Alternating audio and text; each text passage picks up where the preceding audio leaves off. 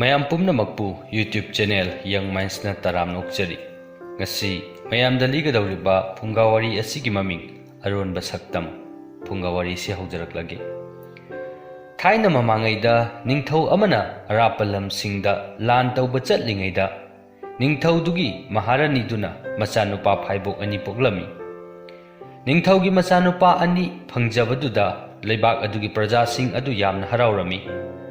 Nungairaba pau adu ningthaudusu khangjanaba ningthaudugi manakta paudu tamlunaba mi tharami.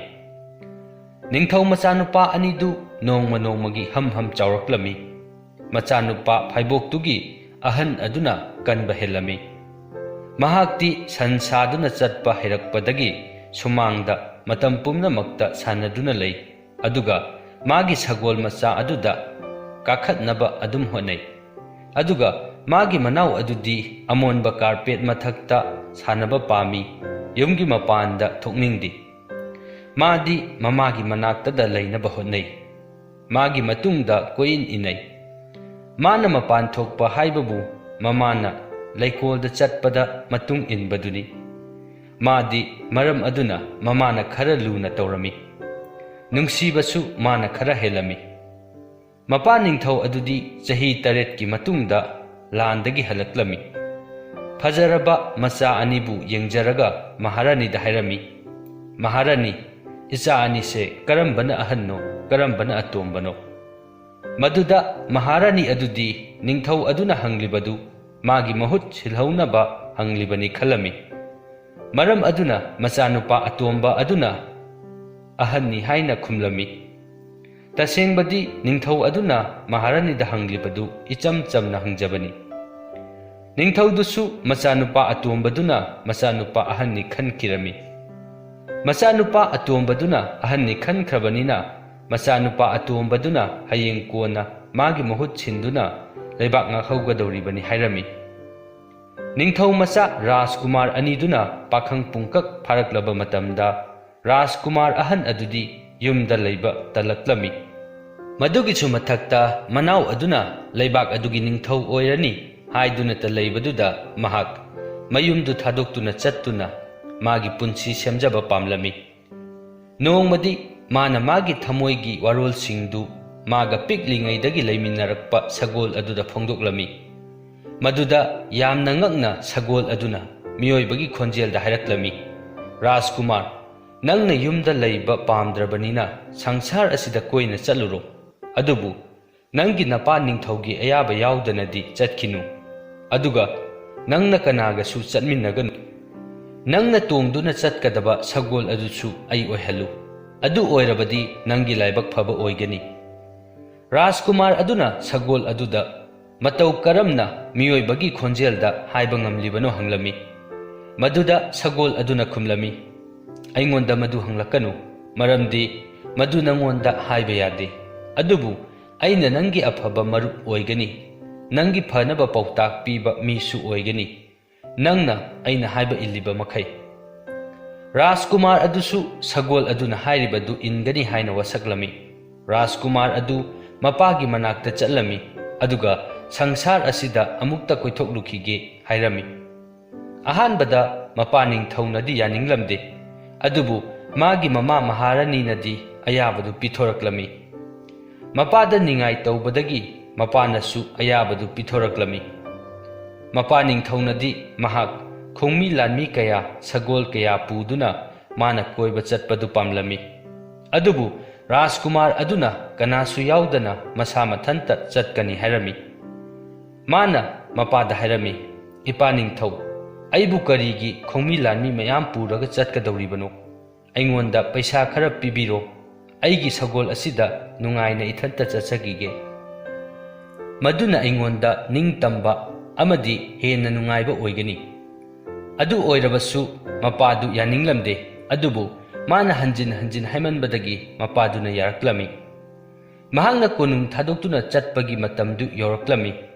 Magi sagol aduna mabu konungi sanathongi mapanda ngaiduna leirami.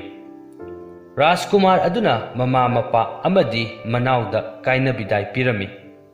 Makhoi pulap konaduna kaplami. ꯃꯍꯥꯔꯥꯅꯤꯗꯨꯁꯨ ꯃꯆꯥꯅꯨꯄꯥꯗꯨꯗ ꯇꯧꯈꯤꯕ ꯑꯔꯥꯟꯕꯗꯨꯒꯤ ꯅꯨꯡꯉꯥꯏꯇꯕ ꯐꯥꯎꯔꯛꯂꯝꯃꯤ꯫ ꯃꯍꯥꯛꯅ ꯃꯆꯥꯅꯨꯄꯥꯗ ꯆꯍꯤ ꯑꯃꯒꯤ ꯃꯅꯨꯡꯗ ꯀꯣꯅꯨꯡꯗ ꯑꯃꯨꯛ ꯍꯜꯂꯛꯅꯕ ꯑꯃꯗꯤ ꯃꯥꯅ ꯂꯩꯔꯤꯕꯗꯨ ꯀꯗꯥꯏꯗꯅꯣ ꯍꯥꯏꯕꯗꯨ ꯈꯪꯍꯜꯂꯛꯅꯕ ꯍꯥꯏꯔꯝꯃꯤ꯫ ꯔꯥꯖꯀꯨꯃꯥꯔ ꯑꯗꯨꯅ ꯃꯥꯒꯤ ꯁꯒꯣꯜ ꯑꯗꯨꯗ ꯇꯣꯡꯈꯠꯇꯨꯅ ꯃꯐꯝꯗꯨ ꯊꯥꯗꯣꯛꯇꯨꯅ ꯆꯠꯈꯤꯔꯝꯃꯤ꯫ ꯁꯒꯣꯜ ꯑꯗꯨꯅ ꯑꯉꯛꯄ ꯃꯑꯣꯡꯗ ꯃꯥꯕꯨ ꯊꯧꯗꯨꯅ ꯄꯨꯔꯝꯃꯤ꯫ ꯁꯒꯣꯜ ꯑꯗꯨꯗꯤ ꯏꯆꯝ ꯆꯝꯕ ꯁꯒꯣꯜ ꯅꯠꯇꯦ꯫ ꯁꯒꯣꯜ ꯑꯗꯨ ꯆꯍꯤ 18 ꯁꯨꯖꯔꯕꯁꯨ ꯃꯥꯒꯤ ꯃꯁꯥ ꯌꯥꯝꯅ ꯀꯜꯂꯤ꯫ ꯌꯥꯝꯅ ꯁꯥꯡꯅ ꯆꯠꯂꯨꯔꯕꯁꯨ ꯃꯁꯥꯗ ꯑꯋꯥꯕ ꯐꯥꯎꯗ꯭ꯔꯤ꯫ ꯃꯍꯥꯛꯅ ꯔꯥꯖꯀꯨꯃꯥꯔ ꯑꯗꯨꯕꯨ ꯌꯥꯝꯅ ꯂꯥꯞꯅ ꯄꯨꯔꯛꯂꯝꯃꯤ꯫ ꯀꯣꯟꯅꯊꯪꯗꯗꯤ ꯐꯖꯔꯕ ꯁꯍꯔ ꯑꯃꯗ ꯂꯩꯕ ꯑꯋꯥꯡꯕ ꯇꯋꯥꯔ ꯑꯃ ꯎꯔꯛꯂꯝꯃꯤ꯫ ꯑꯗꯨꯗꯒꯤ ꯁꯒꯣꯜ ꯑꯗꯨꯅ ꯂꯧꯕꯨꯛ ꯑꯃꯗ ꯐꯥꯎꯔꯒ ꯆꯠꯇꯨꯅ ꯅꯨꯡꯖꯥꯎ ꯑꯃꯒꯤ ꯃꯅꯥꯛꯇ ꯌꯧꯔꯛꯂꯝꯃꯤ꯫ ꯁꯒꯣꯜ ꯑꯗꯨꯅ ꯅꯨꯡꯖꯥꯎ ꯑꯗꯨꯗ 3ꯂꯛ ꯃꯈꯣꯡꯅ ꯀꯥꯎꯕꯗ ꯅꯨꯡꯖꯥꯎ ꯑꯗꯨ ꯍꯥꯡꯗꯣꯔꯛꯂꯝꯃꯤ꯫ ꯃꯈꯣꯏ ꯃꯅꯨꯡꯗ ꯆꯪꯂꯝꯃꯤ꯫ ꯔꯥꯖꯀꯨꯃꯥꯔ ꯑꯗꯨꯅ ꯃꯅꯨꯡꯗꯨꯗ ꯁꯒꯣꯜ ꯁꯪ ꯑꯃ ꯂꯩꯔꯝꯕ ꯊꯦꯡꯅꯔꯝꯃꯤ꯫ ꯁꯒꯣꯜ ꯑꯗꯨꯅ ꯍꯥꯏꯔꯛꯂꯝꯃꯤ, "ꯔꯥꯖꯀꯨꯃꯥꯔ, ꯍꯧꯖꯤꯛꯇꯤ ꯑꯩꯕꯨ ꯃꯐꯝ ꯑꯁꯤꯗ ꯊꯝꯂꯝꯃꯣ꯫ ꯃꯅꯥꯛ ꯅꯛꯄ ꯁꯍꯔ ꯑꯁꯤꯗ ꯆꯠꯂꯨꯔꯣ꯫ ꯍꯧꯖꯤꯛ ꯅꯪ ꯃꯔꯣꯜ ꯊꯣꯛꯇꯕ ꯁꯥꯔꯣ, ꯌꯥꯝꯅ ꯆꯦꯛꯁꯤꯜꯂꯨ꯫ ꯂꯩꯕꯥꯛ ꯑꯁꯤꯒꯤ ꯅꯤꯡꯊꯧꯒꯤ ꯃꯅꯥꯛꯇ ꯆꯠꯂꯨ꯫ ꯅꯤꯡꯊꯧꯅ ꯅꯪꯉꯣꯟꯗ ꯊꯕꯛ ꯑꯃ ꯄꯤꯍꯜꯂꯨ꯫ ꯅꯪꯅ ꯀꯔꯤꯒꯨꯝꯕ ꯑꯃ ꯍꯦꯛꯇ ꯗꯔꯀꯥꯔ ꯂꯩꯔꯛꯄ ꯃꯇꯝꯗ ꯅꯨꯡꯖꯥꯎ ꯑꯁꯤꯒꯤ ꯃꯅꯥꯛꯇ ꯂꯥꯛꯎ, ꯑꯗꯨꯒ ꯅꯨꯡꯖꯥꯎ ꯑꯁꯤꯗ 3ꯂꯛ ꯊꯤꯜꯂꯨ꯫ ꯅꯨꯡꯖꯥꯎ ꯑꯁꯤ ꯍꯥꯡꯗꯣꯔꯛꯀꯅꯤ"꯫ ꯔꯥꯖꯀꯨꯃꯥꯔ ꯑꯁꯤꯅ ꯈꯜꯂꯝꯃꯤ, "ꯑꯩꯒꯤ ꯁꯒꯣꯜ ꯑꯁꯤꯅ ꯑꯩꯅ ꯇꯧꯒꯗꯕꯗꯨ ꯂꯣꯏꯅ ꯈꯪꯂꯦ꯫ ꯃꯔꯝ ꯑꯗꯨꯅ ꯑꯩ ꯃꯥꯅ ꯍꯥꯏꯕꯁꯤ ꯇꯧꯗꯕ ꯌꯥꯗꯦ"꯫ ꯔꯥꯖꯀꯨꯃꯥꯔ ꯑꯗꯨꯅ ꯃꯃꯤꯠ ꯅꯥꯃꯗꯨ ꯐꯤꯅ ꯄꯨꯟꯁꯤꯜꯂꯝꯃꯤ ꯑꯗꯨꯒ ꯃꯥꯏꯊꯣꯡ ꯑꯗꯨꯅ ꯌꯥꯝꯅ ꯃꯛꯁꯤꯟꯕ ꯁꯥꯔꯝꯃꯤ꯫ ꯑꯗꯨꯒ ꯀꯣꯅꯨꯡꯗ ꯅꯤꯡꯊꯧꯗꯨꯒꯤ ꯃꯅꯥꯛꯇ ꯂꯥꯛꯂꯝꯃꯤ꯫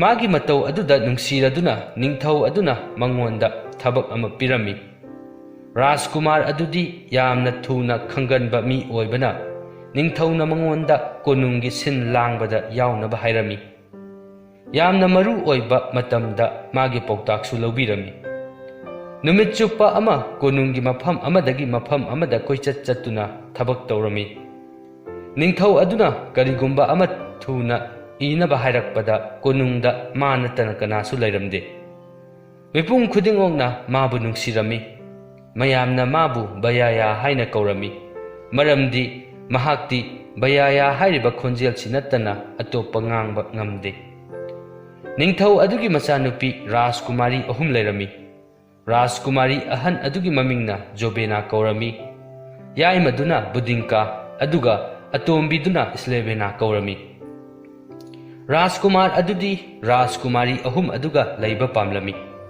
ꯃꯍꯥꯛꯇꯤ ꯃꯁꯛ ꯊꯤꯅ ꯂꯩꯕꯅ ꯅꯤꯡꯊꯧꯅ ꯃꯉꯣꯟꯗ ꯃꯆꯥꯅꯨꯄꯤꯁꯤꯡꯒ ꯂꯩꯃꯤꯟꯅꯕꯗ ꯑꯊꯤꯡꯕ ꯄꯤꯔꯝꯗꯦ꯫ ꯅꯤꯡꯊꯧ ꯑꯗꯨꯅꯁꯨ ꯕꯌꯥꯌꯥꯒ ꯃꯆꯥꯅꯨꯄꯤꯁꯤꯡꯒ ꯊꯃꯣꯏꯒꯤ ꯃꯔꯤ ꯂꯩꯅꯔꯛꯀꯅꯤ ꯍꯥꯏꯕꯗꯤ ꯊꯥꯖꯔꯝꯗꯦ꯫ ꯔꯥꯖꯀꯨꯃꯥꯔꯤ 3 ꯑꯗꯨꯅꯁꯨ ꯕꯌꯥꯌꯥꯕꯨ ꯌꯥꯝꯅ ꯅꯨꯡꯁꯤꯔꯝꯃꯤ꯫ ꯃꯈꯣꯏꯅ ꯆꯠꯂꯤꯕ ꯈꯨꯗꯤꯡ ꯃꯍꯥꯛꯄꯨ ꯄꯨꯔꯝꯃꯤ꯫ ꯕꯌꯥꯌꯥꯅꯁꯨ ꯃꯈꯣꯏꯒꯤꯗꯃꯛ ꯂꯩ ꯄꯔꯦꯡ ꯂꯦꯡꯕꯤ, ꯂꯩ ꯍꯦꯛꯄꯤ, ꯃꯣꯏꯊꯥꯞ ꯅꯥꯏꯕꯤ, ꯃꯈꯣꯏꯒꯤ ꯐꯤ ꯂꯣꯟꯕꯗ ꯎꯆꯦꯛꯀꯤ ꯂꯩꯁꯤꯡꯒꯤ ꯃꯌꯦꯛ ꯌꯦꯛꯄꯤ꯫ ꯃꯍꯥꯛꯅꯁꯨ ꯃꯈꯣꯏ 3ꯕꯨ ꯄꯥꯝꯂꯝꯃꯤ꯫ ꯑꯗꯨꯕꯨ ꯔꯥꯖꯀꯨꯃꯥꯔ ꯑꯇꯣꯝꯕꯤꯗꯨꯅꯗꯤ ꯍꯦꯟꯅ ꯄꯥꯝꯂꯝꯃꯤ꯫ ꯃꯍꯥꯛꯅ ꯊꯕꯛ ꯇꯧꯕꯗ ꯔꯥꯖꯀꯨꯃꯥꯔꯤ ꯑꯇꯣꯝꯕꯤꯒꯤꯗꯨꯅ ꯈꯔ ꯍꯦꯟꯅ ꯐꯖꯅ ꯇꯧꯔꯝꯃꯤ꯫ ꯂꯩ ꯂꯦꯡꯕ ꯑꯣꯏꯔꯕꯁꯨ, ꯎꯆꯦꯛ ꯌꯦꯛꯄ ꯑꯣꯏꯔꯕꯁꯨ ꯃꯥꯒꯤꯅ ꯈꯔ ꯍꯦꯟꯅ ꯐꯖꯅ ꯇꯧꯔꯝꯃꯤ꯫ ꯔꯥꯖꯀꯨꯃꯥꯔꯤ ꯑꯍꯟ ꯑꯅꯤꯗꯨꯅꯁꯨ ꯃꯗꯨ ꯈꯪꯗꯨꯅ ꯅꯣꯛꯂꯝꯃꯤ꯫ ꯃꯈꯣꯏ ꯈꯛꯇ ꯂꯩꯔꯤꯉꯩꯗ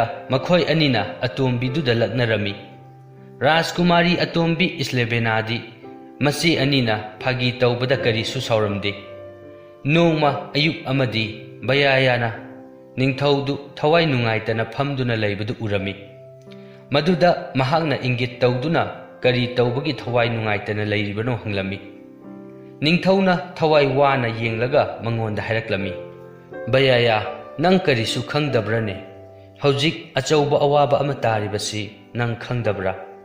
ꯑꯩꯉꯣꯟꯗ ꯅꯨꯃꯤꯠ 6ꯅꯤꯒꯤ ꯃꯇꯝ ꯈꯛ ꯉꯥꯏꯔꯕꯅꯤ"꯫ ꯃꯗꯨꯗ ꯕꯌꯥꯌꯥꯅ ꯈꯪꯗꯦ ꯍꯥꯏꯗꯨꯅ ꯃꯉꯛ ꯅꯣꯝꯂꯝꯃꯤ꯫ ꯅꯤꯡꯊꯧꯗꯨꯅ ꯍꯥꯏꯔꯛꯏ, "ꯐꯔꯦ, ꯑꯗꯨꯗꯤ ꯑꯩ ꯅꯪꯉꯣꯟꯗ ꯍꯥꯏꯔꯒꯦ꯫ ꯅꯪꯅ ꯑꯩꯒꯤ ꯃꯇꯦꯡ ꯄꯥꯡꯕ ꯉꯝꯒꯗꯕꯗꯤ ꯅꯠꯇꯦ꯫ ꯆꯍꯤ 3ꯒꯤ ꯃꯃꯥꯡꯗ ꯆꯤꯡꯂꯥꯏ 3 ꯈꯛ ꯄꯥꯏꯔꯛꯂꯒ manak nakpa nungjaw amada tonglami.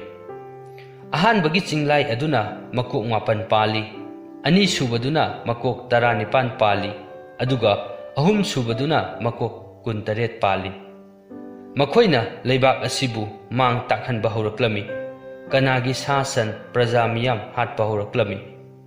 Thunamak sahar asi tumgadawrami. Makhoibu tanthokhinaba aikhoigi leijaba chanaba sing adu aikhoigi sanathong mapanda thamba tarami. Thunamak aikhoi chara henba huraklami. Aina yam khang haibi ahal oibi nupi ama konungda kaurami, aduga kari tauradi jinglai sing adu tanthokini hanglami. Jinglai sing adubu tanthokinaba lambi amakhak leirami. Lambi adudi jinglai sing aduda aigi isanupi ahumsi leisabi pharaga makhoida pigani haina wasakpani. Matamdudadi aigi isanupi ahumsi yamna pigli. Chahi yamna watlibanina makhoi chawraktringaida lambi ama lakjagani khallami. Maram aduna aigi leibaksu kannaba jinglai sing aduda aigi isanupi pigani haina wasaki. Maraibak thirabi aigi maharani dudi paudu hek tabada khudakta sikirami. Aduga aigi isa sing asisu yamna piklibanina masigi maramda karisu khanglamde. Aina isanupi pigani wasakhibadagi jinglai sing adu paikirami. Ngarang phawbadi jinglai sing adugi maramda karisu tarudre. Ngarang ahingdi jinglai sing adu laktuna hanagi nungjaw aduda tongduna leire, hauna hauna khongi haina sanje naha amana pau piragi. Hayengdi aigi isanupi ahan pikhiba tabani. Mathangi numittana isanupi yaima, aduga mathangi numittana isanupi atombi pikhiba tabani. Aidi upai leite, ithanta lehoba tabani. Madu hairaga ningthaudu makok pairaga matha sana leirami. Bayayasu thawai nungaitana Rajkumari Singh adugi manakta chatlami. Rajkumari Singh adu amuba phijol ngakta setuna thawai nungaitana leirami. Makhoi pareng amada phamduna leirami. Makhoigi laibakpu ninda taurami. Bayayana makhoibu themjinbirami. Mahangna ingit piduna makhoibu kannanaba kanagumba mi ama soidana lakani hairami. Adubu makhoinadi mana hairibadu taramde, kaptuna adum leirami. Sahar pumbadu awabana sandokhirami. Praja miyamnadi ningthaugi imung manungdu yamna nungsijarami. Yumthong khuding praja sing adu amuba phijol selami. Maikai khuding makta tengthakhulna nilami. Bayayana tuminna sahar adudagi thoraktuna magi sagolduna leiriba nungjawduda laklami. Mana nungjawduda ahumlak thinbada nungjawdu hangdoraklami. Mana sagoldubu nungsina nanbiduna kolami. Mana sagolduda hairami, maru ai nangi nanakta pautak lawba laklibani. Aibu mateng pangbiyu, nangi tawbimal punsigi kaujaroi. Asumna Rajkumar Bayayana sagol aduda jinglai ahumdugi waridu lirami. Sagol aduna haraklami, ai jinglai ahumdugi maramda phajana khangi. Aina nang mafam asida puraklibasi nangna Rajkumari Singh adubu jinglai adudagi kannabani. Hayeng ayuk nganna la'o kari tawgadabano haibado ai hairage. Bayaya konung aduda maithong makalamna hankhirami. Mahangna Rajkumari adugi manakta leiduna makhoibu harauna wari sarami. Adubu Rajkumari Singh adu pungjadi sum haukibaduda henna kiba phawraklami. Mathangi ayuk anganbada Rajkumar adu nungjaw adugi manakta chatlami. Sagol aduna mabu taramna oklaga haraklami. Aigi sabal asigi makhada leiriba nung asi lauthoku, aduga kari leibage haibadu yengu. Bayayana sagol aduna hairibadu tawrami. Nungdu thangdoktuna yenglubadadi nungdugi makhada upu ama leiramba thengnarami. Upudugi manungda phajaraba phijol ahum tupi thangsang amadi sagolgi chupli yauramba thengnarami. Phijol sing adu sana lupa diamond na leitinglami. Achauba thangsang adusu phajaba mayek na haglami. Thangsang adugi khut paifam adusu atangba nung na leitinglami. Sagolgi chupli adusu mani mukta na leitinglami. Sagol aduna haraki ꯐꯤꯖꯣꯜ ꯑꯍꯨꯝꯗꯨ ꯅꯪꯒꯤ ꯉꯥꯛꯇꯅꯤ ꯑꯍꯥꯟꯕ ꯅꯨꯃꯤꯠꯇꯅ ꯑꯉꯥꯡꯕ ꯐꯤꯖꯣꯜꯗꯨ ꯁꯦꯠꯂꯨ ꯕꯌꯥꯌꯥꯁꯨ ꯑꯉꯥꯡꯕ ꯐꯤꯖꯣꯜꯗꯨ ꯁꯦꯠꯆꯤꯜꯂꯝꯃꯤ ꯊꯥꯡꯁꯥꯡ ꯑꯗꯨꯁꯨ ꯌꯦꯞꯁꯤꯜꯂꯝꯃꯤ ꯆꯨꯞꯂꯤ ꯑꯗꯨꯁꯨ ꯁꯒꯣꯜ ꯑꯗꯨꯗ ꯍꯨꯛꯆꯤꯜꯂꯝꯃꯤ ꯁꯒꯣꯜꯗꯨꯅ ꯍꯥꯏꯔꯛꯏ ꯀꯤꯒꯅꯨ ꯅꯪꯒꯤ ꯊꯥꯡꯁꯥꯡ ꯑꯗꯨ ꯊꯥꯖꯕ ꯊꯝꯃꯨ ꯊꯥꯡꯁꯥꯡ ꯑꯗꯨꯅ ꯆꯤꯡꯂꯥꯏ ꯑꯗꯨꯕꯨ ꯊꯧꯅꯥ ꯐꯅ ꯀꯛꯊꯠꯂꯨ ꯑꯗꯨꯒ ꯀꯥꯎꯔꯣꯏꯗꯕ ꯑꯃꯅ ꯑꯩꯉꯣꯟꯗꯒꯤ ꯀꯨꯝꯊꯕ ꯌꯥꯗꯦ ꯑꯁꯣꯝꯗꯅ ꯀꯝꯗꯧꯔꯤ ꯔꯥꯖꯀꯨꯃꯥꯔꯤ ꯑꯍꯟ ꯖꯣꯕꯦꯅꯥ ꯑꯗꯨ ꯃꯃꯥ ꯃꯄꯥ ꯃꯅꯥꯎ ꯑꯅꯤꯗ ꯃꯈꯣꯏꯕꯨ ꯊꯥꯗꯣꯛꯇꯨꯅ ꯆꯠꯂꯝꯗꯥꯏꯒꯤ ꯕꯤꯗꯥꯏ ꯄꯤꯔꯤ ꯊꯋꯥꯏ ꯌꯥꯝꯅ ꯅꯨꯡꯉꯥꯏꯇꯅ ꯕꯤꯗꯥꯏ ꯄꯤꯔꯝꯂꯒ ꯗꯣꯂꯥꯏꯗ ꯀꯥꯈꯠꯈꯤꯔꯝꯃꯤ ꯃꯍꯥꯛꯄꯨ ꯆꯤꯡꯂꯥꯏ ꯑꯗꯨꯅ ꯂꯩꯔꯤꯕ ꯅꯨꯡꯖꯥꯎ ꯑꯗꯨꯒꯤ ꯃꯅꯥꯛꯇ ꯄꯨꯔꯝꯃꯤ ꯇꯝꯊꯤꯔꯕ ꯃꯐꯝ ꯑꯗꯨ ꯌꯧꯔꯝꯗꯥꯏꯗ ꯗꯣꯂꯥꯏꯗꯒꯤ ꯀꯨꯝꯗꯨꯅ ꯈꯣꯡꯀꯥꯞ ꯈꯔ ꯆꯠꯄꯗ ꯃꯍꯥꯛ ꯋꯥꯟꯊꯈꯤꯔꯝꯃꯤ ꯇꯟꯖꯥꯗꯨꯗ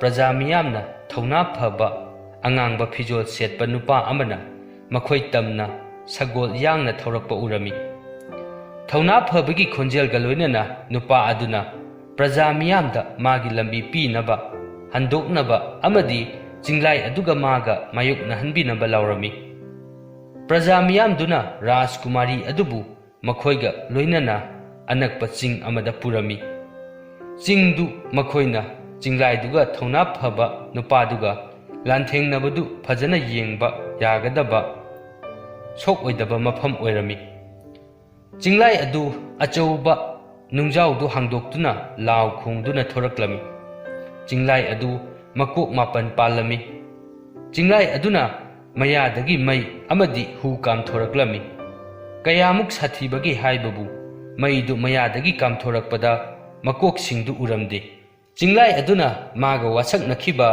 ꯆꯥꯛꯊꯥꯛꯇꯨ ꯀꯗꯣꯝꯗ ꯂꯩꯕꯅꯣ ꯍꯥꯏꯗꯨꯅ ꯀꯣꯏꯌꯦꯡ ꯌꯦꯡꯂꯝꯃꯤ ꯃꯥꯅ ꯊꯧꯅꯥ ꯐꯕ ꯅꯨꯄꯥꯗꯨ ꯎꯕꯗ ꯉꯪꯕ ꯍꯦꯟꯒꯠꯂꯛꯂꯝꯃꯤ ꯕꯌꯥꯌꯥꯅ ꯁꯒꯣꯜ ꯑꯗꯨ ꯆꯤꯡꯂꯥꯏ ꯑꯗꯨꯒꯤ ꯃꯅꯥꯛꯇ ꯌꯥꯝꯅ ꯀꯟꯅ ꯊꯧꯖꯤꯟꯗꯨꯅ ꯆꯤꯡꯂꯥꯏ ꯑꯗꯨꯒꯤ ꯃꯀꯣꯛ 3 ꯊꯥꯡꯁꯥꯡꯗꯨꯅ ꯀꯛꯂꯝꯃꯤ ꯆꯤꯡꯂꯥꯏ ꯑꯗꯨꯅꯁꯨ ꯕꯌꯥꯌꯥꯗ ꯃꯩ ꯀꯥꯝꯂꯛꯄ ꯂꯦꯞꯂꯝꯗꯦ ꯕꯌꯥꯌꯥꯅ ꯃꯀꯣꯛꯁꯤꯡ ꯑꯗꯨ ꯃꯊꯪ ꯃꯊꯪ ꯀꯛꯂꯝꯃꯤ ꯃꯀꯣꯛ ꯌꯥꯎꯗ꯭ꯔꯕ ꯆꯤꯡꯂꯥꯏꯒꯤ ꯍꯛꯆꯥꯡ ꯑꯗꯨꯗꯒꯤ ꯊꯋꯥꯏꯗꯨ ꯁꯒꯣꯜꯗꯨꯅ ꯃꯥꯒꯤ ꯃꯈꯣꯡꯅ ꯀꯥꯎꯗꯨꯅ ꯂꯧꯊꯣꯛꯂꯝꯃꯤ ꯆꯤꯡꯂꯥꯏ ꯑꯗꯨ ꯍꯥꯠꯂꯝꯂꯒ ꯕꯌꯥꯌꯥꯗꯤ ꯃꯃꯥꯏ ꯂꯩꯗꯨꯅ ꯁꯒꯣꯜꯗꯨ ꯊꯧꯔꯒ ꯃꯥꯅ ꯂꯥꯛꯈꯤꯕ ꯂꯝꯕꯤꯗꯨꯗ ꯍꯟꯈꯤꯔꯝꯃꯤ ꯔꯥꯖꯀꯨꯃꯥꯔꯤ ꯖꯣꯕꯦꯅꯥꯗꯤ ꯃꯥꯕꯨ ꯌꯦꯡꯗꯨꯅ ꯂꯩꯍꯧꯔꯝꯃꯤ ꯃꯥꯕꯨ ꯀꯟꯕꯤꯔꯝꯕꯒꯤ ꯊꯧꯅꯥ ꯐꯕ ꯅꯨꯄꯥ ꯑꯗꯨꯒꯤ ꯃꯇꯨꯡ ꯏꯟꯖꯅꯤꯡꯈꯤꯕꯅꯤ ꯑꯗꯨꯕꯨ ꯀꯣꯅꯨꯡꯗ ꯃꯄꯥꯅ ꯊꯋꯥꯏ ꯋꯥꯅ ꯂꯩꯍꯧꯕꯗꯨ ꯅꯤꯡꯁꯤꯡꯂꯛꯇꯨꯅ ꯀꯣꯅꯨꯡꯗ ꯊꯨꯅ ꯆꯠꯈꯤꯔꯝꯃꯤ ꯖꯣꯕꯦꯅꯥꯅ ꯇꯦꯛꯇ ꯀꯥꯏꯗꯅ ꯀꯣꯅꯨꯡꯗ ꯍꯜꯂꯛꯄꯗꯨꯗ ꯃꯄꯥ ꯅꯤꯡꯊꯧꯗꯨꯗꯤ ꯍꯥꯏꯅꯤꯡꯉꯥꯏ ꯂꯩꯇꯅ ꯅꯨꯡꯉꯥꯏꯔꯝꯃꯤ ꯃꯅꯥꯎ ꯑꯅꯤꯗꯨꯅꯁꯨ ꯃꯥꯕꯨ ꯆꯦꯠꯅ ꯀꯣꯟꯕꯤꯔꯝꯃꯤ ꯕꯌꯥꯌꯥꯅ ꯃꯈꯣꯏꯗ ꯏꯪꯒꯤꯠ ꯄꯤꯗꯨꯅ ꯃꯈꯣꯏ ꯑꯅꯤꯕꯨꯁꯨ ꯊꯧꯅꯥ ꯐꯕ ꯅꯨꯄꯥꯗꯨꯅ ꯁꯣꯏꯗꯅ ꯀꯟꯕꯤꯔꯛꯀꯅꯤ ꯍꯥꯏꯗꯨꯅ ꯊꯦꯝꯖꯤꯟꯕꯤꯔꯝꯃꯤ ꯑꯗꯨꯕꯨ ꯔꯥꯖꯀꯨꯃꯥꯔꯤ ꯑꯅꯤꯗꯨꯗꯤ ꯃꯊꯪ ꯅꯨꯃꯤꯠ ꯌꯧꯔꯛꯀꯅꯤ ꯍꯥꯏꯕꯒꯤ ꯌꯥꯝꯅ ꯀꯤꯔꯤ ꯕꯌꯥꯌꯥꯅ ꯃꯈꯣꯏ ꯑꯅꯤꯕꯨ 2-3 ꯅꯣꯛꯍꯟꯕꯗꯤ ꯉꯝꯈꯤꯕꯅꯤꯅ ꯃꯈꯣꯏꯗ ꯑꯁꯥ ꯑꯃꯗꯤ ꯂꯥꯛꯂꯦ ꯍꯥꯏꯕꯗꯨꯗꯤ ꯈꯪꯂꯝꯃꯤ ꯃꯊꯪꯒꯤ ꯅꯨꯃꯤꯠꯇ ꯔꯥꯖꯀꯨꯃꯥꯔꯤ ꯑꯅꯤꯁꯨꯕꯤ ꯕꯨꯗꯤꯡꯀꯥꯗꯨ ꯆꯤꯡꯂꯥꯏ ꯑꯗꯨꯒꯤ ꯃꯅꯥꯛꯇ ꯄꯨꯔꯝꯃꯤ ꯃꯃꯥꯡꯒꯤ ꯅꯨꯃꯤꯠꯀꯨꯝꯅ ꯑꯉꯧꯕ ꯐꯨꯔꯤꯠꯅ ꯂꯩꯇꯦꯡꯕ ꯊꯧꯅꯥ ꯐꯕ ꯅꯨꯄꯥꯗꯨꯅ ꯔꯥꯖꯀꯨꯃꯥꯔꯤ ꯑꯗꯨꯕꯨ ꯀꯜꯂꯝꯃꯤ ꯃꯍꯥꯛꯅ ꯃꯀꯣꯛ 19 ꯄꯥꯟꯕ ꯆꯤꯡꯂꯥꯏ ꯑꯗꯨꯕꯨ ꯍꯥꯠꯂꯝꯃꯤ ꯀꯅꯥꯅꯁꯨ ꯃꯥꯒꯤ ꯃꯅꯥꯛꯇ ꯌꯧꯗ꯭ꯔꯤꯉꯩꯗ ꯃꯥꯅ ꯊꯨꯅ ꯌꯥꯡꯅ ꯁꯒꯣꯜ ꯊꯧꯗꯨꯅ ꯆꯠꯈꯤꯔꯝꯃꯤ ꯔꯥꯖꯀꯨꯃꯥꯔꯤ ꯑꯗꯨꯁꯨ ꯃꯥꯕꯨ ꯀꯟꯕꯤꯔꯛꯈꯤꯕ ꯊꯧꯅꯥ ꯐꯕ ꯅꯨꯄꯥ ꯑꯗꯨꯗ ꯀꯔꯤꯁꯨ ꯍꯥꯏꯕ ꯉꯝꯍꯧꯗꯕ ꯑꯗꯨꯗ ꯊꯋꯥꯏ ꯅꯨꯡꯉꯥꯏꯇꯅ ꯀꯣꯅꯨꯡꯗ ꯍꯜꯂꯛꯂꯝꯃꯤ ꯔꯥꯖꯀꯨꯃꯥꯔꯤ ꯑꯇꯣꯝꯕꯤ ꯑꯗꯨꯅ ꯃꯆꯦꯗ ꯍꯥꯏꯔꯝꯃꯤ ꯏꯆꯦ ꯀꯔꯤ ꯅꯈꯣꯏ ꯑꯅꯤꯅ ꯅꯈꯣꯏꯕꯨ ꯀꯟꯕꯤꯔꯛꯈꯤꯕ ꯅꯨꯄꯥꯗꯨꯗ ꯀꯔꯤꯁꯨ ꯍꯥꯏꯕ ꯉꯝꯍꯧꯗꯕ ꯍꯌꯦꯡꯗꯤ ꯀꯔꯤꯒꯨꯝꯕ ꯃꯥꯅ ꯑꯩꯕꯨ ꯀꯟꯕꯤꯔꯛꯂꯕꯗꯤ ꯑꯩꯅ ꯃꯉꯣꯟꯗ ꯈꯨꯔꯨ ꯈꯨꯗꯛ ꯀꯨꯟꯗꯨꯅ ꯑꯩꯒ ꯂꯣꯏꯅꯅ ꯀꯣꯅꯨꯡꯗ ꯆꯠꯁꯤ ꯍꯥꯏꯕ ꯌꯥꯗ꯭ꯔꯤꯕ ꯃꯈꯩ ꯑꯩ ꯃꯥꯒꯤ ꯃꯅꯥꯛꯇꯒꯤ ꯍꯧꯒꯠꯂꯣꯏ ꯃꯗꯨ ꯇꯥꯕꯗ ꯕꯌꯥꯌꯥꯗꯨ ꯀꯟꯅ ꯅꯣꯛꯄ ꯍꯧꯔꯛꯂꯝꯃꯤ ꯃꯗꯨꯗ ꯔꯥꯖꯀꯨꯃꯥꯔꯤ ꯑꯇꯣꯝꯕꯤ ꯑꯗꯨꯅ ꯀꯔꯤꯒꯤ ꯅꯣꯛꯂꯤꯕꯅꯣ ꯍꯪꯂꯝꯃꯤ ꯕꯌꯥꯌꯥꯅ ꯃꯥꯁꯨ ꯊꯧꯅꯥ ꯐꯕ ꯅꯨꯄꯥꯗꯨ ꯎꯅꯕ ꯄꯥꯝꯃꯤ ꯍꯥꯏꯗꯨꯅ ꯐꯥꯒꯤ ꯇꯧꯔꯝꯃꯤ 3ꯁꯨꯕ ꯅꯨꯃꯤꯠꯇ ꯔꯥꯖꯀꯨꯃꯥꯔꯤ ꯑꯇꯣꯝꯕꯤ ꯏꯁꯂꯦꯕꯦꯅꯥ ꯑꯗꯨ ꯆꯤꯡꯂꯥꯏ ꯑꯗꯨꯅ ꯂꯩꯔꯤꯕ ꯅꯨꯡꯖꯥꯎ ꯑꯗꯨꯒꯤ ꯃꯅꯥꯛꯇ ꯄꯨꯔꯝꯃꯤ ꯍꯟꯗꯛꯇꯤ ꯃꯄꯥ ꯅꯤꯡꯊꯧ ꯑꯗꯨꯁꯨ ꯂꯥꯛꯂꯝꯃꯤ ꯔꯥꯖꯀꯨꯃꯥꯔꯤ ꯑꯗꯨꯗꯤ ꯀꯔꯤꯒꯨꯝꯕ ꯊꯧꯅꯥ ꯐꯕ ꯅꯨꯄꯥ ꯑꯗꯨꯅ mabu kanba laktrabadi tamthiraba sa adugi khayata tarani haina yamna kirami. Praja miyamna thauna phaba nupadu lakle haiduna lawaklami. Rajkumari aduna atiya machugi phijol setpa thauna phaba nupadu yamna yangna sagol thauduna lakpa urami. Nupaduna ahanba ani suba singlai du hat khibagum ahum suba singlai adusu halami. Singlai adu sibaga Rajkumari amadi ningthaudu chensillaktuna thauna phaba nupa aduda makhoigi konungda chatlusi haijarami. Maduda bayayadu islebenana khuru khudak kullaga haijarakpa aduda magi thamoi adu mathum marang horami. Rajkumari aduna hairakpa khudingmak taurage khalami. Adubu bayayana sagol adudagi kumthadringeida sagol aduna khudup thaduna kanna chenkhirami. Asumna islebenana thauna pharaba nupa adubu konungda purakpa ngamkhidre.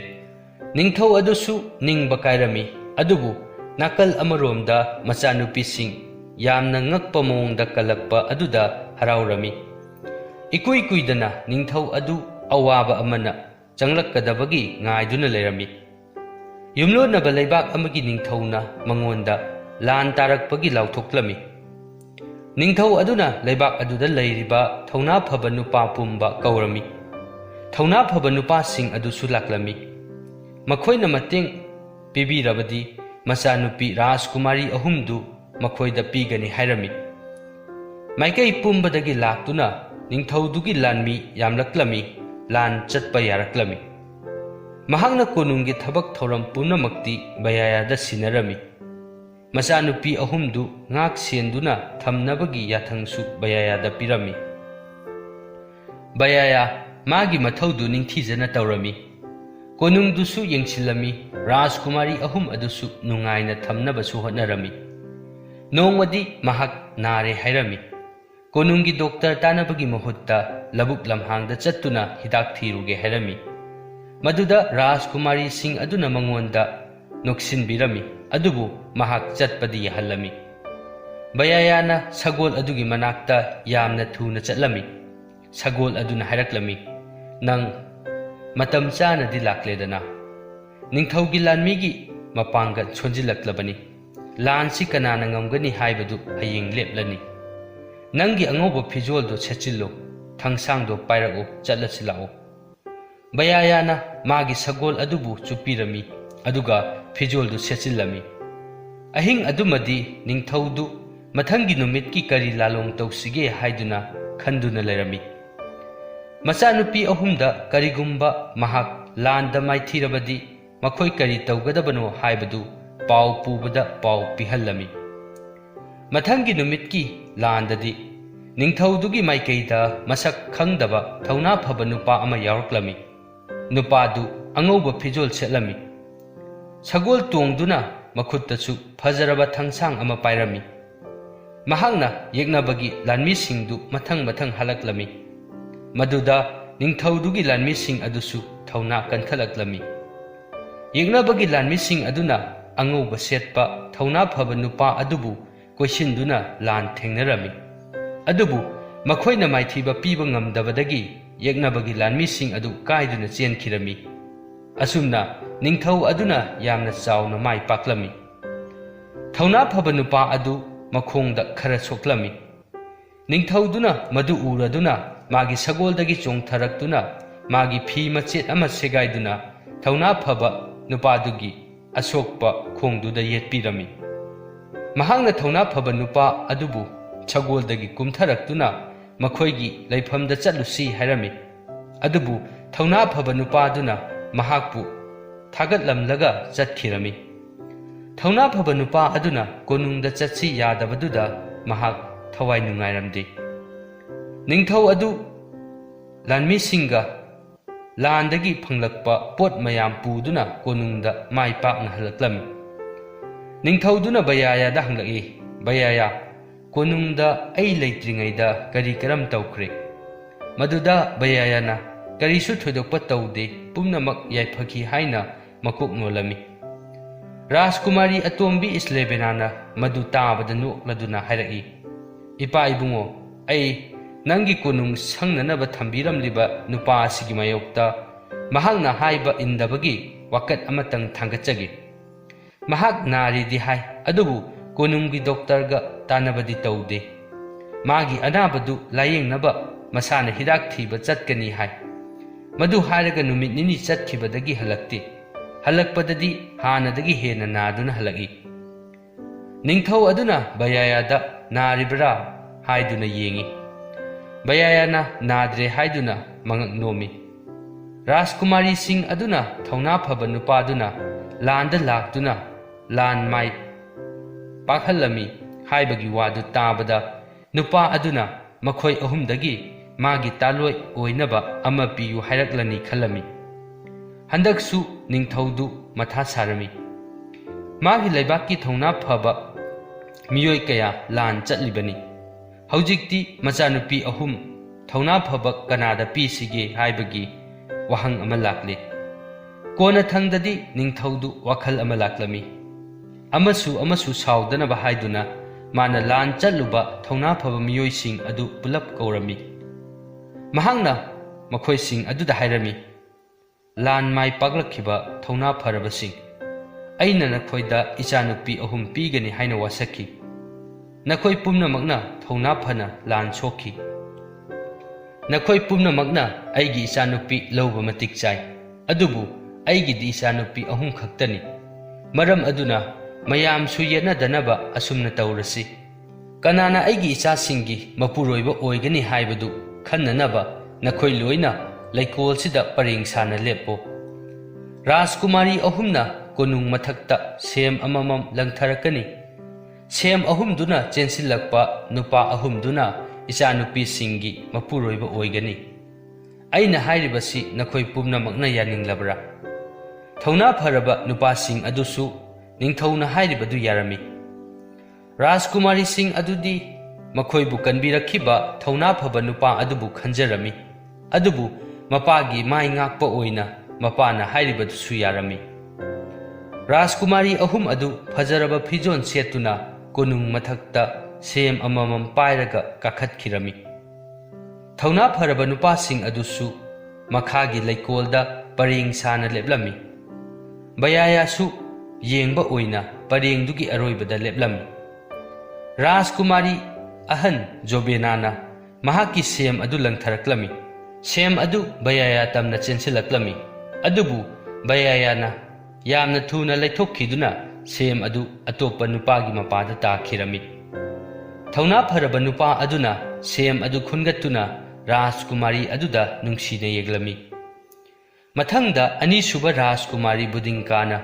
ꯃꯥꯒꯤ ꯁꯦꯝ ꯑꯗꯨ ꯂꯪꯊꯔꯛꯂꯝꯃꯤ꯫ ꯁꯦꯝ ꯑꯗꯨꯁꯨ ꯕꯌꯥꯌꯥ ꯇꯝꯅ ꯆꯦꯟꯁꯤꯜꯂꯛꯂꯝꯃꯤ꯫ ꯕꯌꯥꯌꯥꯅ ꯌꯥꯝꯅ ꯁꯤꯡꯅ ꯌꯥꯝꯅ ꯊꯨꯅ ꯃꯈꯣꯡꯅ ꯀꯥꯎꯊꯣꯛꯈꯤꯔꯝꯃꯤ꯫ ꯑꯔꯣꯏꯕꯗ ꯔꯥꯖꯀꯨꯃꯥꯔꯤ ꯑꯇꯣꯝꯕꯤ ꯏꯁꯂꯦꯕꯦꯅꯥꯅ ꯃꯥꯒꯤ ꯁꯦꯝꯗꯨ ꯂꯪꯊꯔꯛꯂꯝꯃꯤ꯫ ꯍꯟꯗꯛꯁꯨ ꯁꯦꯝꯗꯨ ꯕꯌꯥꯌꯥ ꯇꯝꯅ ꯆꯦꯟꯁꯤꯜꯂꯛꯂꯝꯃꯤ꯫ ꯍꯟꯗꯛꯇꯤ ꯃꯍꯥꯛ ꯁꯦꯝꯗꯒꯤ ꯊꯩꯗꯣꯛꯇ꯭ꯔꯦ꯫ ꯁꯦꯝꯗꯨ ꯃꯥꯒꯤ ꯃꯄꯥꯗ ꯂꯦꯞꯈꯤꯔꯝꯃꯤ꯫ ꯁꯦꯝꯗꯨ ꯃꯥꯅ ꯈꯨꯟꯒꯠꯂꯝꯃꯤ ꯑꯗꯨꯒ ꯔꯥꯖꯀꯨꯃꯥꯔꯤ ꯑꯗꯨꯒꯤ ꯃꯅꯥꯛꯇ ꯆꯪꯂꯝꯃꯤ꯫ ꯔꯥꯖꯀꯨꯃꯥꯔꯤ ꯑꯗꯨꯗ ꯈꯨꯗꯛ ꯀꯨꯜꯂꯒ ꯔꯥꯖꯀꯨꯃꯥꯔꯤꯗꯨꯒꯤ ꯃꯈꯨꯠꯇꯨ ꯄꯥꯏꯔꯒ ꯆꯨꯞꯂꯝꯃꯤ꯫ ꯔꯥꯖꯀꯨꯃꯥꯔꯤ ꯑꯗꯨꯅ ꯃꯈꯨꯠꯇꯨ ꯁꯠ ꯆꯤꯡꯁꯤꯜꯂꯒ ꯃꯥꯒꯤ ꯀꯥꯗ ꯆꯦꯟꯁꯤꯟꯈꯤꯔꯝꯃꯤ꯫ ꯔꯥꯖꯀꯨꯃꯥꯔꯤ ꯑꯗꯨꯗꯤ ꯃꯥꯕꯨ ꯀꯟꯕꯤꯔꯛꯈꯤꯕ ꯅꯨꯄꯥ ꯑꯗꯨꯒ ꯂꯨꯍꯣꯡꯕꯒꯤ ꯃꯍꯨꯠꯇ ꯕꯌꯥꯌꯥꯒ ꯂꯨꯍꯣꯡꯕ ꯇꯥꯔꯕ꯭ꯔꯥ ꯈꯟꯗꯨꯅ ꯀꯞꯇꯨꯅ ꯂꯩꯔꯝꯃꯤ꯫ ꯅꯤꯡꯊꯧ ꯑꯗꯨꯗꯤ ꯃꯆꯥꯅꯨꯄꯤꯒꯤ ꯃꯇꯧꯗꯨꯗ ꯊꯋꯥꯏ ꯅꯨꯡꯉꯥꯏꯔꯝꯗꯦ꯫ ꯑꯗꯨꯗ ꯇꯤꯜꯂꯤꯕ ꯃꯤꯌꯥꯝ ꯑꯗꯨꯁꯨ ꯃꯨꯔꯨꯝ ꯁꯣꯟꯅꯔꯛꯂꯝꯃꯤ꯫ ꯑꯗꯨꯕꯨ ꯊꯣꯛꯈ꯭ꯔꯕꯗꯤ ꯊꯣꯛꯈ꯭ꯔꯦ, ꯀꯔꯤ ꯎꯄꯥꯏ ꯂꯩ? ꯅꯨꯡꯗꯥꯡꯗ ꯑꯆꯧꯕ ꯆꯥꯛꯂꯦꯟ ꯑꯃ ꯁꯤꯜꯂꯝꯃꯤ꯫ ꯔꯥꯖꯀꯨꯃꯥꯔꯤ ꯏꯁꯂꯦꯕꯦꯅꯥꯗꯤ ꯃꯥꯒꯤ ꯀꯥꯗ ꯀꯞꯇꯨꯅ ꯂꯩꯔꯝꯃꯤ, ꯃꯄꯥꯟ ꯊꯣꯔꯛꯂꯝꯗꯦ꯫ ꯅꯨꯃꯤꯠꯇꯨ ꯊꯥꯕꯜ ꯐꯔꯝꯃꯤ꯫ ꯔꯥꯖꯀꯨꯃꯥꯔ ꯕꯌꯥꯌꯥ ꯑꯗꯨꯁꯨ ꯃꯥꯒꯤ ꯁꯒꯣꯜ ꯑꯗꯨꯅ ꯅꯨꯡꯖꯥꯎ ꯑꯗꯨꯒꯤ ꯃꯅꯥꯛꯇꯒꯤ ꯀꯣꯅꯨꯡ ꯑꯗꯨꯗ ꯄꯨꯔꯛꯂꯝꯃꯤ꯫ ꯏꯁꯂꯦꯕꯦꯅꯥꯗꯤ ꯃꯥꯒꯤ ꯀꯥꯗ ꯊꯋꯥꯏ ꯅꯨꯡꯉꯥꯏꯇꯅ ꯐꯝꯗꯨꯅ ꯂꯩꯔꯤ꯫ ꯃꯅꯥꯏ ꯑꯃ ꯂꯥꯛꯂꯒ ꯊꯣꯡ ꯍꯥꯡꯗꯣꯛꯂꯒ ꯕꯌꯥꯌꯥꯅ ꯃꯥꯕꯨ ꯎꯅꯕ ꯄꯥꯝꯃꯤ ꯍꯥꯏꯔꯝꯃꯤ꯫ ꯔꯥꯖꯀꯨꯃꯥꯔꯤ ꯑꯗꯨꯗꯤ ꯃꯃꯥꯏꯗꯨ ꯃꯣꯟ ꯑꯃꯒꯤ ꯃꯔꯨꯝꯗ ꯂꯣꯠꯇꯨꯅ ꯂꯩꯔꯝꯃꯤ꯫ ꯀꯅꯥꯒꯨꯝꯕ ꯑꯃꯅ ꯕꯌꯥꯌꯥꯒꯤ ꯃꯈꯨꯠꯇꯨ ꯄꯥꯏꯔꯛꯂꯝꯃꯤ꯫ ꯔꯥꯖꯀꯨꯃꯥꯔꯤ ꯑꯗꯨꯅ ꯃꯃꯥꯏ ꯅꯣꯝꯈꯠꯇꯨꯅ ꯌꯦꯡꯂꯨꯕꯗꯗꯤ ꯃꯥꯒꯤ ꯃꯃꯥꯡꯗ ꯃꯥꯕꯨ ꯀꯟꯕꯤꯔꯛꯈꯤꯕ ꯊꯧꯅꯥ ꯐꯕ ꯅꯨꯄꯥ ꯑꯗꯨ ꯂꯦꯞꯇꯨꯅ ꯂꯩꯔꯝꯕ ꯊꯦꯡꯅꯔꯝꯃꯤ꯫ ꯚꯌꯥꯌꯥꯅ ꯍꯥꯏꯔꯛꯏ, "ꯅꯪꯅ ꯅꯪꯒꯤ ꯕꯣꯔ ꯑꯣꯏꯒꯗꯕ ꯅꯨꯄꯥꯗꯨꯗꯒꯤ ꯂꯣꯠꯂꯒ ꯀꯔꯤꯒꯤ ꯂꯩꯔꯤꯕꯅꯣ?" ꯃꯗꯨꯗ ꯔꯥꯖꯀꯨꯃꯥꯔꯤ ꯑꯗꯨꯅ ꯈꯨꯝꯂꯛꯂꯝꯃꯤ, "ꯅꯪꯅ ꯃꯗꯨ ꯍꯪꯂꯛꯂꯤꯕ ꯀꯔꯤꯒꯤꯅꯣ? ꯅꯪꯗꯤ ꯑꯩꯒꯤ ꯕꯣꯔ ꯑꯣꯏꯒꯗꯕ ꯅꯨꯄꯥꯗꯨ ꯅꯠꯇꯦ꯫ ꯑꯩꯒꯤ ꯕꯣꯔ ꯑꯣꯏꯒꯗꯕ ꯅꯨꯄꯥꯗꯨꯗꯤ ꯚꯌꯥꯌꯥꯅꯤ."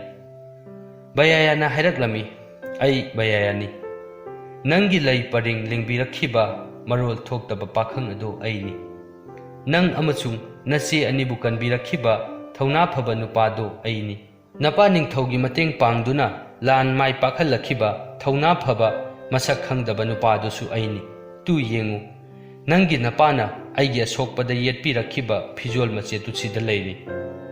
ꯔꯥꯖꯀꯨꯃꯥꯔꯤ ꯑꯗꯨ ꯃꯗꯨ ꯇꯥꯕꯗ ꯅꯨꯡꯉꯥꯏꯕꯒꯤ ꯉꯝꯈꯩ ꯂꯩꯔꯝꯗꯦ꯫ ꯃꯍꯥꯛꯅ ꯚꯌꯥꯌꯥꯕꯨ ꯃꯌꯥꯝ ꯇꯤꯜꯂꯤꯕ ꯍꯣꯜ ꯑꯗꯨꯗ ꯄꯨꯗꯨꯅ ꯃꯌꯥꯝꯗ ꯃꯍꯥꯛꯀꯤ ꯕꯣꯔ ꯑꯣꯏꯒꯗꯕ ꯅꯨꯄꯥꯗꯨꯅꯤ ꯍꯥꯏꯅ ꯃꯁꯛ ꯇꯥꯛꯂꯝꯃꯤ꯫ ꯚꯌꯥꯌꯥꯒꯤ ꯋꯥꯔꯤ ꯄꯨꯝꯕꯁꯨ ꯂꯤꯔꯝꯃꯤ꯫ ꯅꯤꯡꯊꯧꯗꯨꯁꯨ ꯌꯥꯝꯅ ꯍꯔꯥꯎꯖꯔꯝꯃꯤ꯫ ꯍꯣꯜꯗꯨꯗ ꯇꯤꯜꯂꯤꯕ ꯃꯤꯌꯥꯝꯗꯨꯗꯤ ꯄꯨꯡꯉꯛ ꯉꯛꯂꯝꯃꯤ꯫ ꯃꯆꯦ ꯑꯅꯤꯗꯨꯗꯤ ꯈꯤꯇꯪ ꯀꯜꯂꯛꯄ ꯐꯥꯎꯔꯝꯃꯤ꯫ ꯂꯨꯍꯣꯡꯉꯕ ꯃꯇꯨꯡꯗ ꯚꯌꯥꯌꯥꯅ ꯃꯥꯒꯤ ꯂꯣꯏꯅꯕꯤ ꯔꯥꯖꯀꯨꯃꯥꯔꯤ ꯑꯗꯨꯕꯨ ꯄꯨꯗꯨꯅ ꯃꯥꯒꯤ ꯃꯃꯥ ꯃꯄꯥꯒꯤ ꯃꯅꯥꯛꯇ ꯂꯥꯛꯂꯝꯃꯤ꯫ ꯃꯍꯥꯛꯅ ꯃꯥꯒꯤ ꯁꯍꯔ ꯑꯗꯨ ꯍꯦꯛ ꯌꯧꯕꯒ ꯃꯥꯒꯤ ꯃꯅꯥꯎ ꯑꯗꯨ ꯂꯩꯈꯤꯗꯕꯒꯤ ꯄꯥꯎ ꯇꯥꯔꯝꯃꯤ꯫ ꯀꯣꯅꯨꯡꯗ ꯊꯨꯅ ꯆꯠꯇꯨꯅ ꯃꯃꯥ ꯃꯄꯥꯕꯨ ꯊꯦꯝꯖꯤꯟꯕꯤꯔꯝꯃꯤ꯫ ꯃꯃꯥ ꯃꯄꯥꯗꯨꯗꯤ ꯃꯍꯥꯛ ꯃꯇꯝ ꯀꯨꯏꯅꯒꯤ ꯃꯃꯥꯡꯗ ꯁꯤꯈ꯭ꯔꯦ ꯈꯟꯗꯨꯅ ꯂꯩꯔꯝꯂꯕꯅꯤ꯫ ꯃꯃꯥ ꯃꯄꯥꯗꯨ ꯃꯍꯥꯛꯄꯨ ꯑꯃꯨꯛ ꯍꯟꯅ ꯎꯖꯕ ꯐꯪꯖꯕ ꯑꯗꯨꯗ ꯌꯥꯝꯅ ꯍꯔꯥꯎꯖꯔꯝꯃꯤ꯫ ꯍꯔꯥꯎꯕꯒꯤ ꯉꯝꯈꯩ ꯂꯩꯔꯝꯗꯦ꯫ ꯃꯇꯝ ꯈꯔ ꯂꯩꯔꯒ ꯚꯌꯥꯌꯥꯅ ꯂꯩꯕꯥꯛ ꯑꯗꯨꯒꯤ ꯅꯤꯡꯊꯧ ꯑꯣꯏꯗꯨꯅ ꯃꯥꯒꯤ ꯂꯣꯏꯅꯕꯤ ꯔꯥꯖꯀꯨꯃꯥꯔꯤ ꯑꯗꯨꯅ ꯃꯍꯥꯔꯥꯅꯤ ꯑꯣꯏꯗꯨꯅ ꯂꯩꯕꯥꯛ ꯃꯔꯥ ꯆꯦꯠꯅ ꯅꯨꯡꯉꯥꯏ ꯌꯥꯏꯐꯅ ꯄꯥꯟꯈꯤ꯫ ꯋꯥꯔꯤ ꯑꯁꯤ ꯃꯇꯥꯡ ꯑꯁꯤꯗ ꯂꯣꯏꯁꯤꯟꯖꯔꯦ꯫ ꯋꯥꯔꯤ ꯑꯁꯤ ꯂꯤꯕꯗ ꯁꯣꯏꯈꯤꯕ ꯌꯥꯎꯔꯕꯁꯨ ꯇꯥꯕꯤꯔꯤꯕ ꯄꯨꯝꯅꯃꯛꯅ ꯉꯥꯛꯄꯤꯅꯕ ꯅꯣꯡꯂꯨꯛꯅ ꯍꯥꯏꯖꯔꯤ꯫